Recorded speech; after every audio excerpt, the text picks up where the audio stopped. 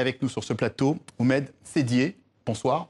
Bonsoir. Vous êtes une figure politique des Comores, plusieurs fois ministre, notamment à la Défense et à l'Intérieur. Votre parti, le RADI, le Rassemblement pour une alternative au développement harmonieux et intégral, est proche de la mouvance présidentielle. Vous êtes même très proche du président Azali Assoumani. Alors, les Comores, rappelons-le, c'est un archipel indépendant axé autour de trois îles. Grande Comore, on va voir Grande Comore, Moélie et Anjouan, et c'est Anjouan qui nous intéresse avec ces affrontements. L'archipel compte 4 îles. Hein. Oui.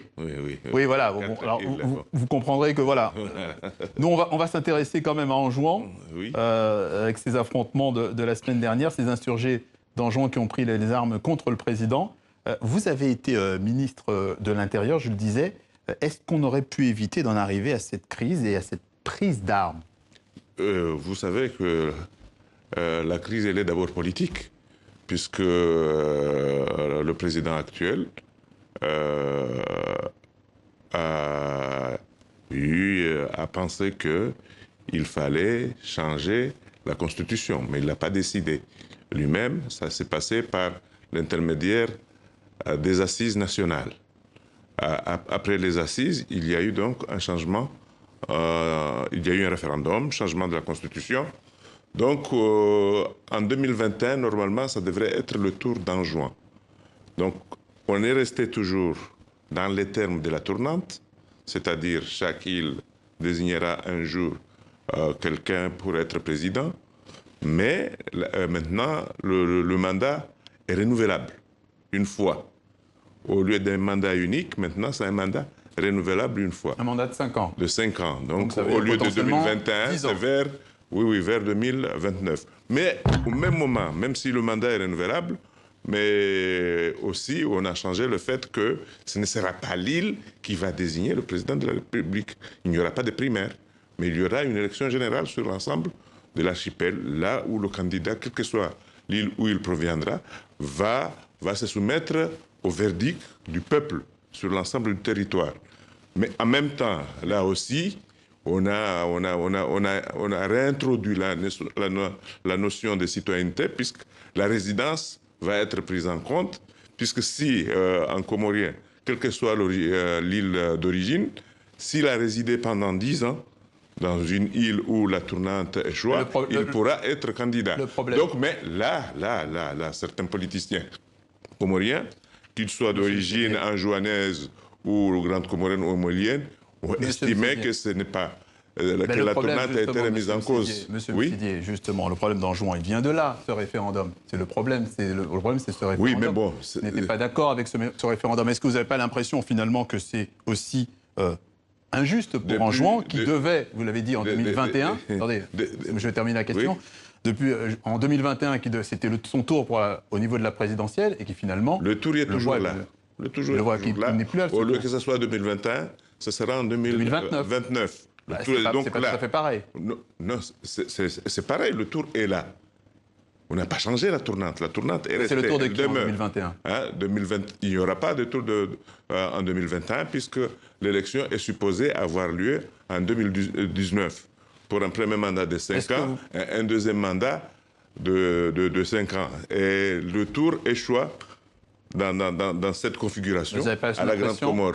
Mais vous pouvez entendre que finalement, Anjouan, ils ont l'impression finalement d'être lésés. Anjouan, comme la Grande Comore, comme Moélie, ont voté pour le référendum. Anjouan, comme la Grande Comore, comme Moélie, il y a des gens qui se sont opposés au référendum. Mais bien sûr, il n'y a pas que le référendum.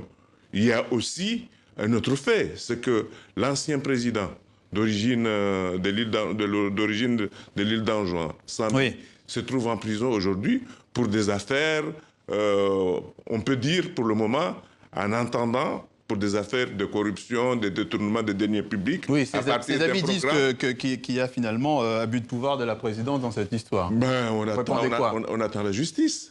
Il ne s'agit pas de dire, il s'agit d'attendre la justice. La justice, elle est là, elle est saisie de cette affaire, donc c'est à la justice de se prononcer par rapport à cela.